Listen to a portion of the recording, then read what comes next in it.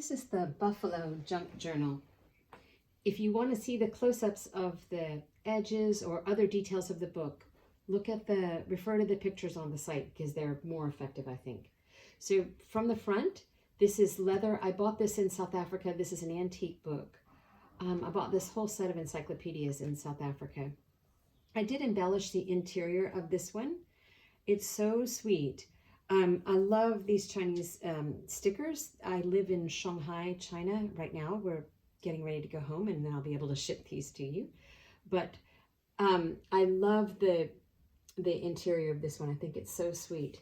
And then this is a picture of a page from the original manuscript, and I overlaid a boxing image on it that is one of my very, very favorites. This is actually from the OK Apples ad, which is also for sale on my site, but this is part of the original book. I want to take you through every page of the book and show you details. This is the way that the binding is done. So every third, like the signatures are only 3 sets of pages. So you'll see the stitching, every time you get to a new signature. This is very heavy watercolor paper. You can see the way it looks in between signatures too. The binding is very, very flexible and super sturdy. A Coptic binding is not like a case binding. So when you're using this book, you're not going to be fighting to keep it open because it will lay flat all the time, no matter what you do. I absolutely love using rescued paper. This is actually paper I bought here in Shanghai that has little gold and silver flecks in it. But for the most part, the paper that is in these books is recovered paper. This is from an expat restaurant that we eat fairly, like consistently. This is it's called Brasserie, and it's such a sweet little place. Anyway, that's actually the placemat from that place, and that's the other side of the Brasserie placemat. This is very, very heavy paper. I love this paper. This is handmade cotton paper. I bought this. A bunch of this here, and I love it. I have lots of different colors of it, so you'll see a lot of that in the journals. I hand rip all of these pages pretty much. I almost never use a scissors because I really think it's much prettier with the decal edge. So you'll see lots of little tags and stuff, and then like inconsistencies with how things are cut. I'm not trying to make it perfect.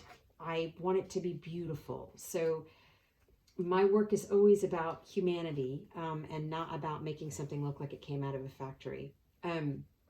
Maybe because I live in China, I'm super sensitive to stuff coming out of a factory. But cotton paper. This is this Yper market is where we get all of our groceries delivered to our flat here in Shanghai. So I have lots of these little craft paper bags, and I really love them. This is practice paper. So Chinese people tend to practice their characters with paint, with a paintbrush and ink, and then they just throw out these pages. And I really love these pages, so if I find them, I save them. I think they're really, really sweet. This is craft paper, which is actually my favorite color of paper, but I do think journals are much prettier when they're not completely brown. This is handmade paper. I think of it as crunchy paper, and I have to glue it together to make it big enough to fit this book. This is such a huge junk journal. These 2 pages are glued together because I wanted them to be thick for you. More craft paper. And this is the cotton paper and crunchy paper and heavy craft paper. I always leave the distress on a paper. That's a little extra piece of paper there. So I don't clean these up because I think they're much, much prettier when they've got personality. This is a Zara bag. My son shops Zara, but I don't. It's such a sweet bag, though. I really like it. And it's huge. It was a huge bag. Cotton paper. And you can see, again, I want you to notice that I've glued these together. So you're going to see evidence of the glue on the top and bottom of these pages. If you were to look very closely, you would see that. Craft paper. When I rescue paper, I clean it with Dettol and a little bit of bleach, and then I dry it, then I iron it. 4 times, then I store it until I'm using it. So the paper is very, very clean, but I do not take off the stains because I think that they're cool. The paper's had a long history before it's met you, and I think it makes there be so much more depth to what whatever you decide to do with your journal. I prefer things that have a history. Everything on my site has got that vibe to it because that's where my passion is. So these journals are all going to have loads of personality and history in them.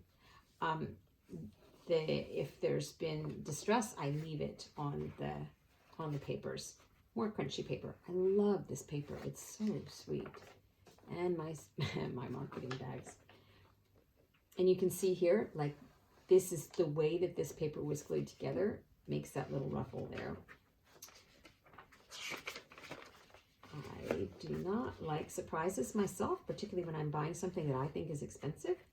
And these journals are not cheap, so I really feel that it's important that you see every page. The important thing about a Coptic binding is that it's glued to mine anyway. This is how I do it. It's glued to the cover, but it's not glued to the spine. So you can't break the book. It's really, because the spine itself is very, very, very, the binding is very flexible, and I do it with doubled cotton thread, heavy cotton thread. You can't hurt the binding, but the book itself is almost indestructible as a result of how it's bound. This is Chinese red paper, which I absolutely love. People in China feel very, very lucky wearing red, so there's lots and lots of red here. This is what I think of as a banner page. This is decorative tape and then construction paper that I fluted on the top there.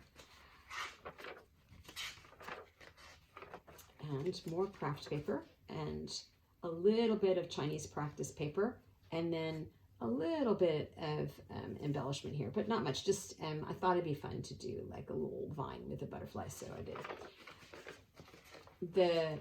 This is rosemary that we grow here in the flat to use when we're making steaks. I thought it'd be fun to put a little piece in there. You can always throw it out if you don't want the rosemary in your book.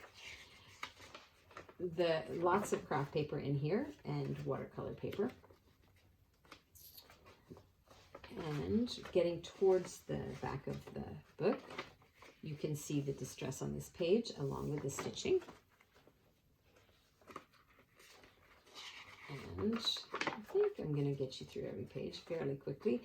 I love this black paper. This actually came from Shanghai Fashion Week 2026. We were, my husband works for a big, a fancy private school, and one of the mummies was organizing Shanghai Fashion Week, and she asked us to go, and I've never been to a fashion show. It was so much fun, and this was they wrapped the gift that they gave us in that little black paper, and it's cool black paper. Anyway, now you know the history of your black page.